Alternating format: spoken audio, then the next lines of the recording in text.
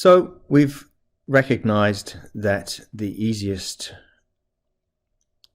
direction of angular momentum to work with is going to be the angular momentum in the z direction, and that means that we have actually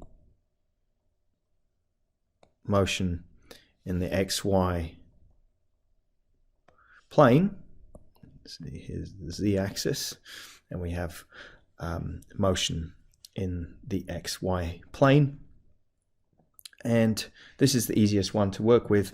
We also recognize, of course, that our function that we're interested in, y, is equal, of course, to a phi function and a theta function. Okay, and so we split those up earlier in this particular chapter, and what we ended up recognizing there, of course, was that 1 over phi. So when we did the separation of variables approach, when we built the Schrodinger equation using our wave function y in here, and after separating the variables, we ended up with an expression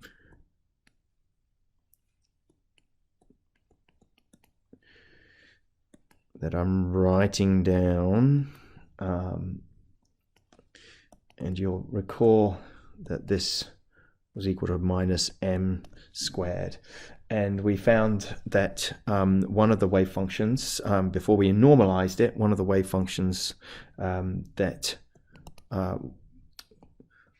was a wave function, a successful wave function for this eigenvalue equation, the wave function was e to the im phi. And so what we see here, and we can write this down, is that we can recall that all the phi dependence of the spherical harmonics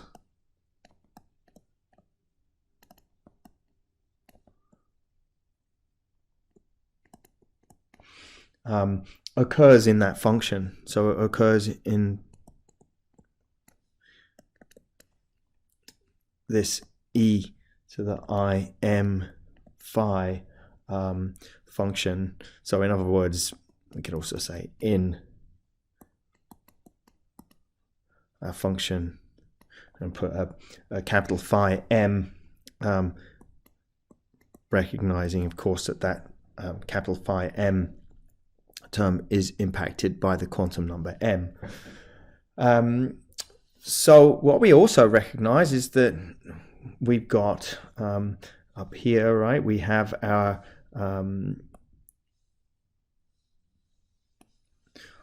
operator for linear momentum in the z direction, and we're also going to recognize that this function is going to be an eigenvalue of the operator L sub z in here. More importantly than that, we can also write down, so of course when we take the derivative, let's just do this for a second, right? If I've got Lz and I'm operating, and so that's equal to minus I h bar di by di phi. Okay, and if phi was equal to this guy here, then that would lead me to come up with I m times minus I h bar e to the I m phi, and that's what we'd end up with. That would be the result of that operation, and that, of course, would be equal. That would be equal to m h bar e to the I m phi. But of course, we don't just have that part. We don't just have the phi part of our wave function y. We've also got the theta part. So maybe I write that down for you in a slightly different way, because really what we need to do, what we're going to now do, is we're going to apply this LZ function. We're going to apply that to the wave function. Note now I'm going to start using the L's in here. So this is an L, okay, instead of the J term, because we're going to start applying this to atoms in the future. So I'm going to make a switch as we go more general. But if I write down, well, the y function, of course, is a function of theta and phi. But what we can find out, or what we can recognize, is I'm going to put a normalization constant in here, and I'm going to call it n, capital N L sub, or capital N sub Lm. And I've got my operator in here, of course, and that operator is going to operate on the spherical harmonics. And in here I've got my associated Legendre functions. I'm going to now put P sub L in here, and I'm going to put the M value as the superscript in here. It's just the label, and that also we recognize as a function of cosine theta. And I've got the E to the Im phi in here, but we recognize, of course, that this part of the expression, this is actually the theta function. It's not a function of phi at all. So what we can do, in fact, is bring that outside the operator, and now this ends up being much simpler, right? This ends up being n Lm, this is our constant, of course, and then the PLM term, that's a function of cosine theta, right, which we were calling x for those Legendre equations. And there's our operator, L, the operator for L sub z. We're going to operate on the E to the Im phi. Kind of already done this up here, right? So what we've recognized is that if I say here's this part up here, here's the result of me operating on this E to the Im phi term in here. So the result of this ends up being, let's see, that's equal to, we'll simply write it down as H bar M. Okay, remember that's what I ended up here, right? I've got this H bar M term in front. We've still got, of course, the rest of this function, and so all these pieces together, right, this one, and this one, when we combine them together, that ends up as our y function, right? And the y function is a function of theta and phi. Okay, so I'm just going to write that down here as the in the bottom. Let's give myself a little bit of room, and there we go.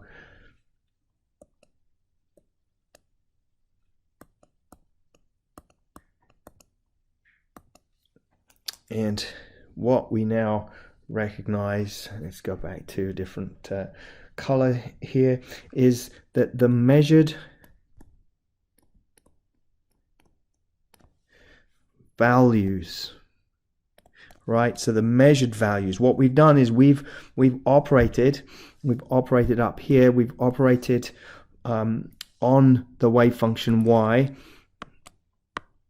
Okay, and what we found is that we end up with an eigenvalue now that is H bar M.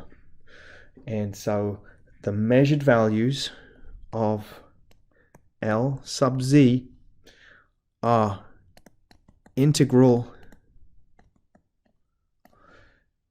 multiples of H bar.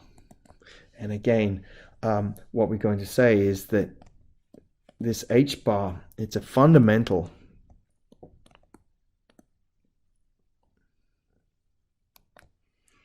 measure of the angular momentum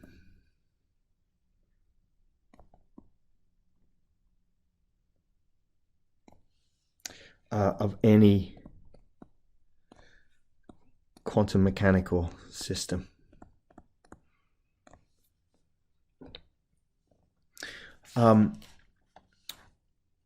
What else? So if we go back to the title of this particular topic, I said the precise values of the three components of angular momentum cannot be measured simultaneously. So let me write that down. So, but the spherical harmonics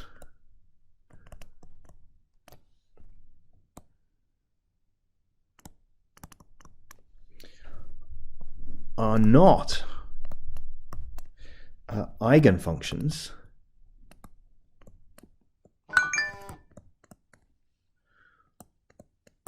of L sub x operator or L sub y operator.